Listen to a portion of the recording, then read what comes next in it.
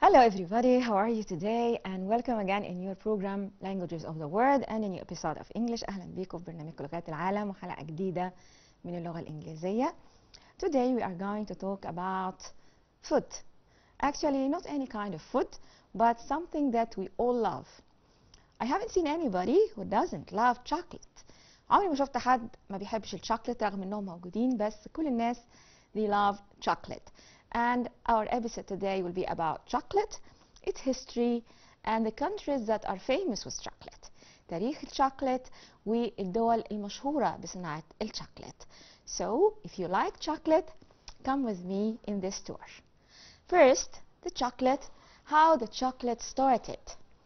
Actually, the Mayans, they are the pioneers of chocolate. Pioneers of chocolate يعني رواد الشوكولاتة. Then we have the chocolate in the Aztec civilization. وعندنا الشوكولات في حضارة الأزتك. Spain discovers chocolate.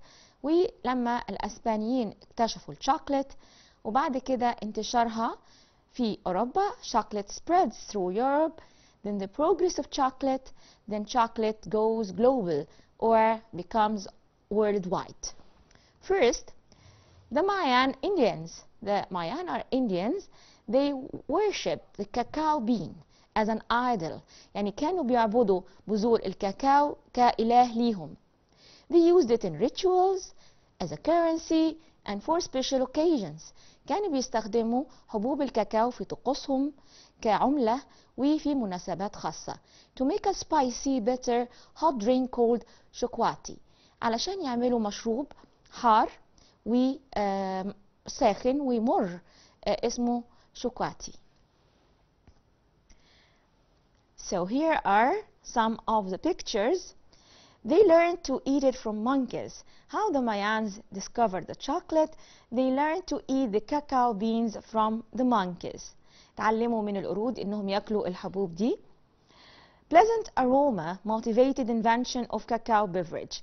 ولما كانوا بتسخن الشوكولات أو الحبوب الكاكاو دي، الريحة دي كانت بتخليهم شجعتهم إنهم يخترعوا بعض المشروبات اللي بالكاكاو.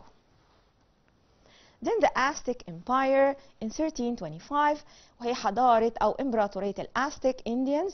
برضو Aztec Indians also worshipped idols relating to cacao and held great value to these beans.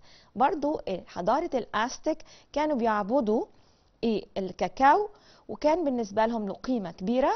They sweetened the recipe of the Mayans to create their own special chocolate drink called chocolate.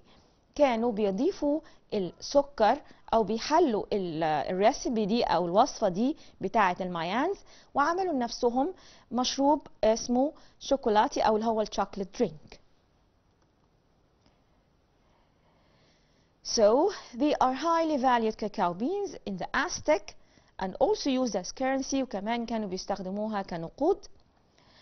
They used it in religious rituals. استخدموها زي المايانز في الطقوس الدينية and of course in the offerings أو اللي هي الهدايا أو القرابين اللي بيقدموها للآلهة. Then the European discovery.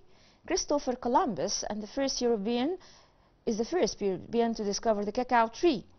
He took beans back to Spain with him, but their value was overlooked and their use was unknown.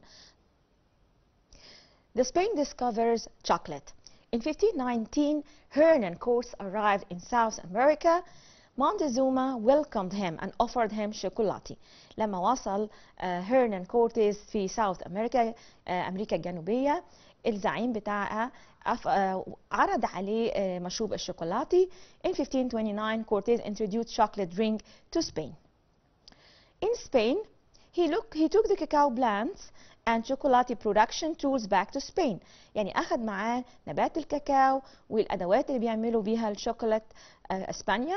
The chocolate drink soon became very popular Spanish elite. وأصبح مشروب الشوكولاتة ده مشروب الناس الصفوة. It was highly sacred and processed only by monks. وكان مقدس جدا واللي بيعملوه كان بس الرهبان. Then the chocolate in Europe. Chocolate exported to other European countries. Spain kept source of the drink a secret. وطبعا كانت أسبانيا بتصدر الشوكليت لبقية الدول الأوروبية، لكن احتفظوا بالسر بتاع المشروب بتاع الشوكليت. Only wealthy could enjoy cacao beverage. وكان الأغنياء فقط هم اللي يقدروا يستمتعوا بمشروب الكاكاو. Then in Italy, Spain kept the chocolate drink so secret that it was decades later than it spread to more of Europe. Explorer Francesco Carletti witnessed drink production during a trip to Central America and afterwards brought chocolate to Italy. يعني احتفظ الأسبان بالسر ده لقرون كتيرة أو عهود كتيرة لغاية لما وصل لأوروبا واستخدموه في إيطاليا. Then to France, Spain shared chocolate with France with the marriage of Anne, Princess of Spain, to Louis of France. ابتدى ان الاسبانيين يشاركوا فرنسا المشروب ده او سر المشروب ده لما اميرة آن من اسبانيا اتجوزت ملك فرنسا. When chocolate was first brought to England, it was very popular among the court of King Charles II. It was enjoyed only by the royal and wealthy British. بعد كده راحت انجلترا وبرضو كان المشروب ده مختص بس بالرويال family.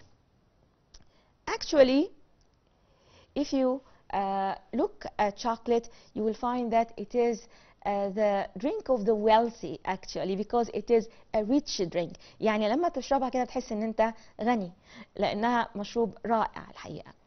Then the chocolate houses. Sir Hans Swan disliked chocolate upon trying it in Jamaica. He tried adding milk to the chocolate drink and then later sold this recipe as medicine in England. عندنا سير هانز كان متضايق او ما حبش الشوكليت لما جربها في جامايكا، لكن مرة بالنسبة له، فحاول انه يضيف اللبن ليها وكان مشروب رائع، فبالتالي ان هو باع الوصفة دي كعلاج في انجلترا. Then Johannes van Houten separated cacao butter from ground cacao beans. ابتدوا بقى انهم يعرفوا الكاكاو البودرة لما فصلوا البذرة عن الثمرة نفسها. جوزيف فراي and son made solid chocolate وابتدوا يعملوا الشوكليت. جون كادبري introduced chocolate candy bar وشخص اسمه جون كادبري هو اللي عمل أول مرة الكاندي بار. In 1923 Mars Company invented Milky Way. In 1940s Forrest Mars and Bruce Murray invented M&M's عشان كده سماها M&M's Mars and Murray. The chocolate around the world. Actually, a lot of countries in Europe are so famous by chocolate. يعني دول كتيرة في أوروبا مشهورة بالشوكليت لدرجة إن أي حد مسافر أوروبا بتقوله أنا عاوز شوكليت، سواء سويسرا أو مثلا نمسا، فرنسا، because they are very famous with chocolate. مفيش بس غير أمريكا اللي هي مش من أوروبا اللي مشهورة بالشوكليت، لكن بقية الدول كلها دول أوروبية. بلجيكا renowned for their rich chocolate traditions. Belgium command the market in high quality chocolates. طبعا بلجيكا معروفة جدا بتقاليد الشوكليت فيها وتقريبا هي اللي فرض سيادتها على سوق الشوكليت بسبب الجودة الكبيرة. The Netherlands hold such traditions in chocolate manufacturing that currently all cacao and chocolate products are processed in the Netherlands and exported to all other countries. This is largely due to the cacao press invented by Conrad van Houten. طبعا في النيذرلاندز الشوكليت بتصنع بشكل تقليدي ومعروف عنهم انهم ليهم طرقهم المعينة وبيصدروا لكل الدول. Then Germany, ألمانيا, ranks as one of the largest consumers of chocolate in Europe. Germany بقى بتعد من أكبر الدول في الاستهلاك للشوكليت في أوروبا، بيحبوا الشوكليت جدا فبيستهلكوها بشكل جامد جدا. Then Austria, النمسا, more known for their patisserie than their chocolates. يعني في النمسا معروفين أكتر بالجاتوهات والمخبوزات الحلويات أكتر من الشوكليت. The Vienna torte is just one example of the expertise. زي مثلا فيينا تورت حاجة كده زي الكيك معروف جدا في فيينا. Italy, as we said before, had the chocolate. Italians prefer chocolate that are sweet or nutty in flavor. الإيطاليين بيحبوا السويت شوكليت أو اللي بيبقى فيها زي nuts اللي هي زي هي nuts يعني like جوز واللوز والبندق والحاجات دي كلها مكسرات. Italian chocolatiers are masters in packaging and presentation. وطبعا الإيطاليين معروفين أكتر حاجة بيبرعوا فيها إنهم إزاي يقدموا الشوكولات دي وإزاي يغلفوها. Switzerland, سويسرا. The Swiss are responsible for 3 of the greatest impacts on modern chocolate processing. السويسريين هم أكتر ناس ليهم تأثير على تصنيع الشوكولات الحديث. The invention of conching by Rudolf Lindet combined with creamy fondant produces the smooth silky texture we enjoy today. ليهم طرقهم المعينة اللي يرجع لها الفضل في الطعم الناعم اللذيذ اللي احنا بنستمتع بيه حاليا. We can also thank the Swiss for the creation of milk chocolate. وكمان نقدر ندين ليهم بالفضل في انهم عملوا اللي هي الشوكولات with milk او الشوكولاتة باللبن. France is unique from other European countries in the fact that they boast smaller, more independent chocolate manufacturers, each with their own specialities. فرنسا بتتميز بأن صناعة الشوكولات فيها مش مصانع كبيرة لكن في مراكز صناعية صغيرة وكل مركز له طعمه الخاص أو له مميزاته الخاصة اللي بتميزه فتعتبر صناعة محلية مش صناعة مصانع فبالتالي ليها رونق خاص. Then we have Great Britain. Great Britain has undergone a transformation since the creation of the Chocolate Society in 1990.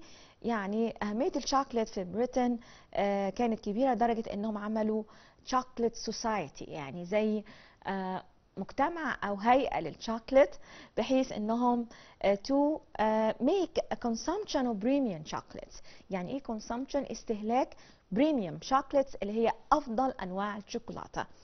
And this has replaced the traditional old style sweet milk chocolate وطبعا دي بدل الطريقة التقليدية القديمة.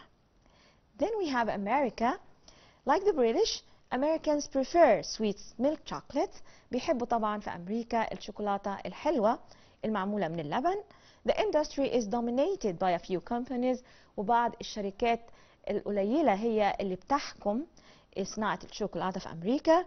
And like England, the American palates are changing to premium handmade chocolates وابتدوا حتى كمان الأمريكان يقلدوا إنجلترا في إن الشوكولات بقت handmade يعني بقى ليها قيمة أكبر وبقت بقى جودة أعلى كتير. Here are some tools of the trade. بعض أدوات صناعة الشوكولات.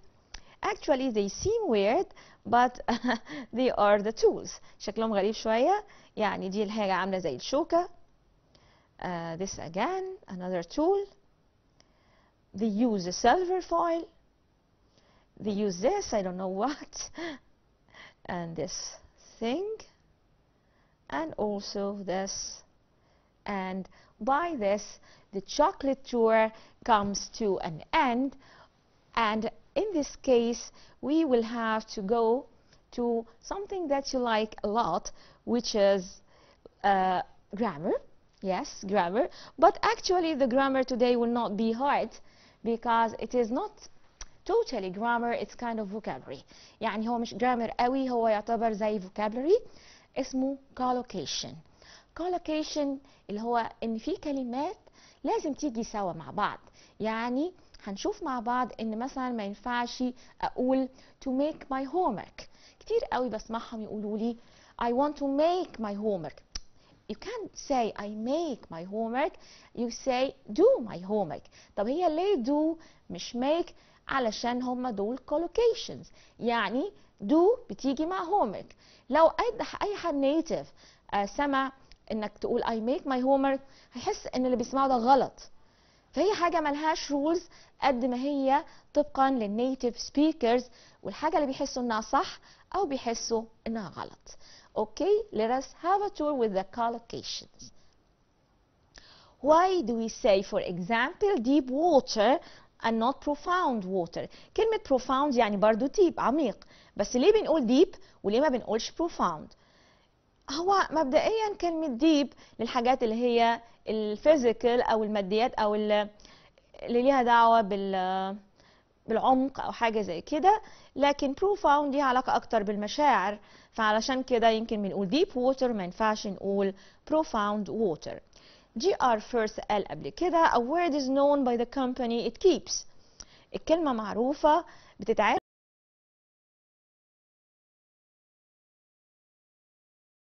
with fear or quiver with excitement. ما ينفعش أقول tremble with excitement or quiver with fear. إيه القاعدة للموضوع ده؟ مفيش أي قاعدة، هي العرف السائد إن أقول tremble with fear يرتعش من الخوف، و quiver يرتعش برضو بمعنى يرتعش لكن من excitement أو السعادة. There is no definable reason why we choose to say tremble with fear but not quiver with fear. مفيش أي سبب منطقي. It is simply a collocation. Collocational meaning refers to association that a word acquires in its collocation. يعني معناها إن في كلمات دايما تيجي مع كلمات تانية. زي for example لما أقول pretty girl, pretty boy, pretty woman, pretty flower, pretty garden, pretty color, pretty village. وأقول في نفس الوقت handsome boy, handsome man, handsome car, and handsome overcoat. يعني ما ينفعش أقول pretty car أو pretty man، لكن أقول pretty boy عادي، وما ينفعش أقول handsome girl or handsome woman. برضو موضوع كله يخص collocation. A word can gain different collocational meaning in different context. الكلمة ممكن تحصل على معاني مختلفة حسب هي جاية مع ايه بالظبط أو الكونتكست أو السياق. Like for example the word green or white. The word green, for example, when I say green on the job, I mean he is fresh in the job or new in the job. Green يعني زي أخضر، فرع أخضر زي ما نقول لسه جديد. Green on the job. Or I can say green fruit يعني ثمرة خضراء يعني لسه ما استوتش. Or green with envy. Green with envy يعني حقود لدرجة إنه لونه أخضر من الحقد. طبعا this is طبعا metaphor or تشبيه مجازي، بس هي كلها عبارة عن زي idioms أو collocations في حالتنا دي. We can say white man, white wine, white noise, and white coffee. لكن these different meanings of green and white are caused by the different collocation or the change in verbal context. التغيير ما بين white الأولانية مع white الأخيرة وgreen الأولى مع green الأخيرة كله بيعتمد هي جاية مع إيه، فمعناها بيتغير حسب السياق. So the definition of collocation would be a sequence of words or terms that co-occur more often than would be expected by chance. يعني مجموعة من الكلمات دايما بتيجي سوا بشكل متوقع مش بشكل عشوائي. In other words, two or more words that often go together. These combinations just sound right to native English speakers. As I told you, الcollocations دي معناها ان لما الكلام يبقى صح بالنسبة للنيتيف سبيكر او يحس ان ما فيهوش حاجة غلط. On the other hand, other combinations may be unnatural and just sound wrong. في يعني combinations تانية او تشكيلات تانية من الكلمات لما بتيجي سوا بالنسبة للنيتيف سبيكر بيحس انها غلط. Examples. For example, the natural English would be the fast train or fast food. And it is unnatural to say the quick train or the quick food. رغم ان fast and quick have the same meaning, but they don't say they don't say quick food. They say fast food and fast train. Also, the word quick, I can say a quick shower, but not a fast shower.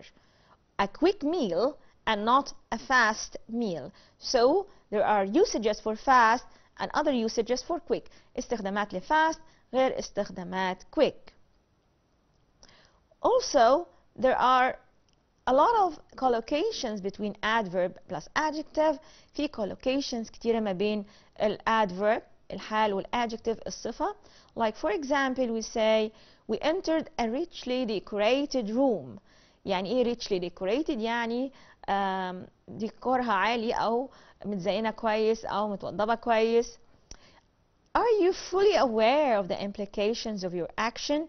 Fully aware يعني على وعي كامل بتصرفاتك. So richly decorated is a collocation and fully aware is another collocation. Also we have a collocation between adjectives and nouns, like when we say the doctor ordered him to take regular exercise. Regular exercise يعني تمارين منتظمة. So regular exercise is a collocation here.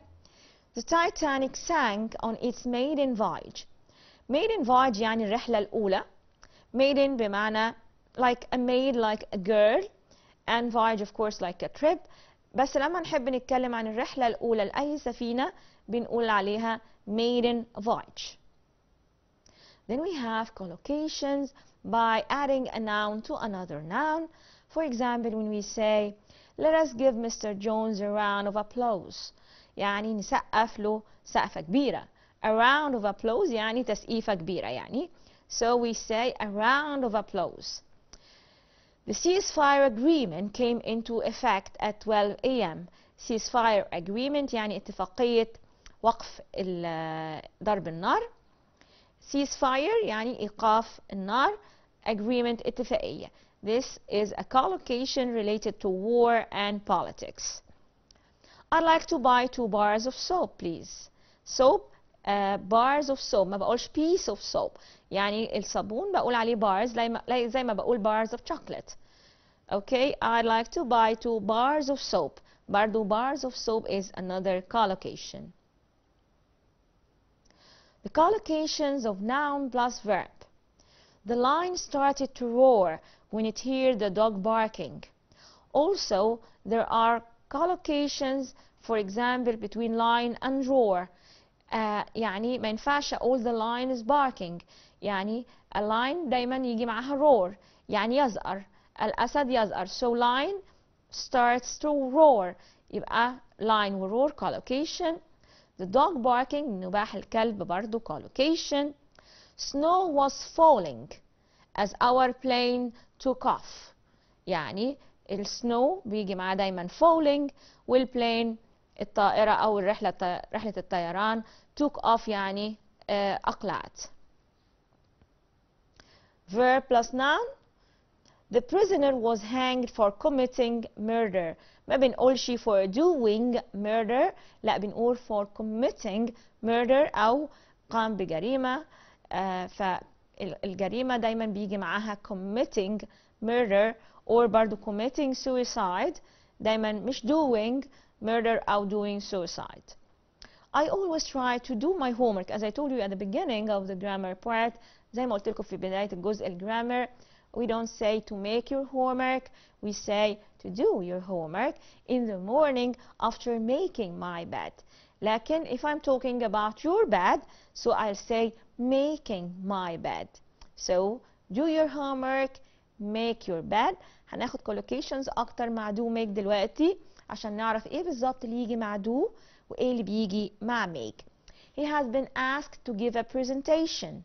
مش make a presentation. لما يجي حد يعمل presentation أو عرض توضيحي بنقول to make a presentation تبقى غلط، لكن الصح بتاعها give a presentation.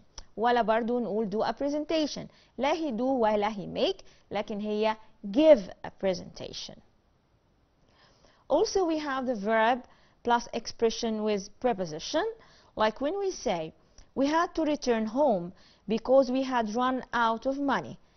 Had run out of money يعني ايه run out of money؟ يعني خلاص مفلس معهوش فلوس. To run out of money ما بقولش finished my money، لكن بقول to run out of money. At first her eyes filled with horror. في البداية عينيها كانت مليانة رعب. And then she burst into tears. لما حد بينفجر في البكاء بقول burst into tears. And their behavior was enough to drive anybody to crime. تصرفهم خلى كل واحد يخلي الناس كلها يعني تتعصب لدرجة إنها ممكن تأذي اللي قدامها. Unfortunately, I wanted to give you the collocations with do and make, but the time is up. So I promise you that in next episode, I'll continue the collocation with you. It was a nice time eating and talking about chocolate and collocations. So till we meet again, have a nice day.